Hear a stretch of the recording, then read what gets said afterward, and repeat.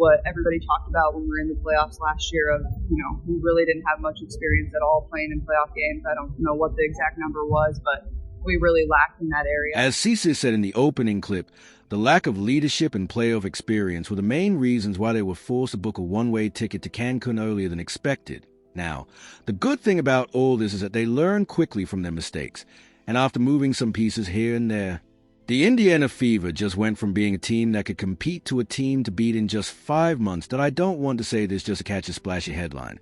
But this Tuesday, February 4th, 2025, I am ready to proclaim the Indiana Fever as your WNBA champs. And this is why I'm here today, guys, because in this video, I'll be talking about their key signings in the offseason, as well as analyzing how they will fit in and create an impact alongside Caitlin and the rest of the Fever crew that I mean. I don't want to get ahead of myself here, guys, but in my view, this new-look Fever squad just put the entire WNBA on notice. Now, before we run down their big-time acquisitions, let's first talk about one of the smartest decisions they made this offseason, and that is retaining Kelsey Mitchell. Being one of the top scorers on the team last season, the Fever rewarded her with all the dough she could handle with a one-year Supermax contract. Although a lot of people blamed her for the Fever's early exit last season, we can't deny the fact that Mitchell was one of the biggest reasons why they made the playoffs. This girl is simply a living and breathing representation of a walking bucket that a two-time All-Star in her own right. Mitchell has finished in the top 10 in WNBA scoring in each of the last 5 seasons. Last season, she set a franchise record for scoring 20 or more points in 7 consecutive games. This lefty is indeed crafty, as she can manufacture shots on her own from all angles. For the lead, short to follow, she kicks it up to Bonner. Aside from her individual scoring, her chemistry with Cece in the backcourt was just deadly and undeniably complimentary, just like good old peanut butter and jelly. Mitchell on the drive, splits the double team, draws the foul, gets it to go, an acrobatic finish. Anyway, from keeping Kelsey, let's now move on to acquiring DeWanna Bonner and talk about the biggest free agency move the Fever made this offseason. The signing of the lack of a legitimate threat at the wing position was one of Indiana's major problems last season.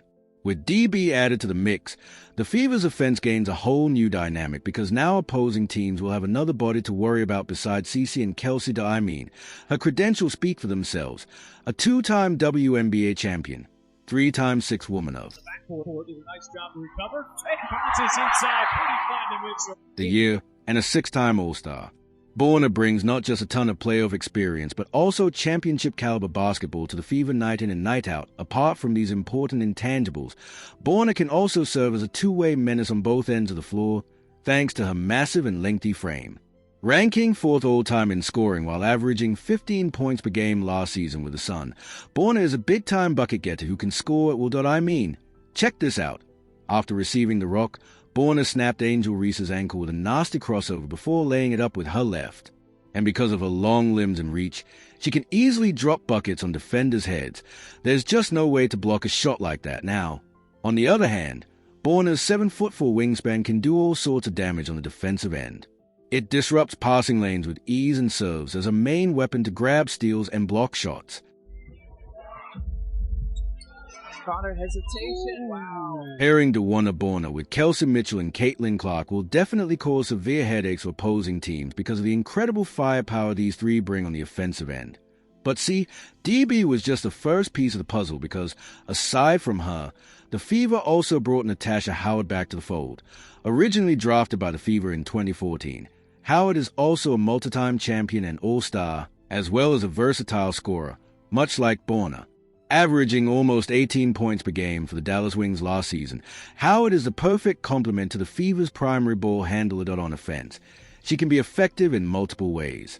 In pick-and-roll situations, she can either roll to the rim or pop outside to knock down wide-open three-pointers.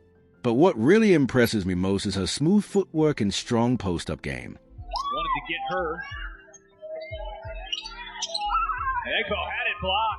A beast in the low post and a reliable floor spacer, Howard provides another unique dimension to the Fever's frontline offense. With her addition, the Fever could now field not just a three-headed but a four-headed scoring monster in their starting lineup. Man, ain't that pretty? And speaking of pretty, the Fever also acquired Sophie Cunningham from free agency. But don't be fooled by her looks. This girl is way tougher than she seems. One of the fiercest and feistiest competitors in the W, Sophie injects intensity and energy whenever she steps on the court, especially on defense, though a true 3-and-D specialist. Leaving Sophie wide open beyond the arc is basically a death sentence. This girl is a dead-eye shooter from deep. Down low again with the saucy move. On the defensive end, Cunningham is capable of guarding positions 1 through 4. She also brings toughness and grit, always fighting through screens and staying in her opponent's grill every possession. From offense to defense, the Fever made sure to address all their weaknesses from last season with their latest signings. And to sprinkle even more experience and leadership into their young core, they also brought in veterans Sydney Coulson and Brianna Turner. With the departure of Erica Wheeler to Seattle, 2-time champ Sydney Coulson steps in as a floor general who provides stability in the backcourt during non-Caitlin Clark minutes. Though her stats don't fully capture her true value, Coulson has moments where she shows she's a solid all-around player. I mean, just look at her game against the Dallas Wings last season. She stuffed the stat sheet with 13 points, 5 rebounds, 4 assists, 2 blocks, and 2 steals. Meanwhile, Brianna Turner is a 6-year vet who offers elite rim protection. She has been named to the WNBA All-Defensive First Team twice and finished second in blocks and fourth in rebounds in 2022. Aside from that, Turner complements Aaliyah Boston in the paint, as she loved to crash the boards and stick putbacks on both ends of the floor. Now, if we do some quick math, the Fever retained and signed players with combined 10 All-Star appearances and 7 WNBA championships. That's more than enough to address the lack of playoff experience and leadership Caitlin highlighted earlier. And speaking of the reigning Rookie of the Year, this revamped Fever squad is built to terrorize the league with Caitlin Clark running the show at point guard. With that being said, I truly believe that this version of the Fever is set up for numerous deep playoff runs in the coming years. And who knows? With this bolstered lineup, they just might run through the competition this season and call themselves champs when it's all said and done.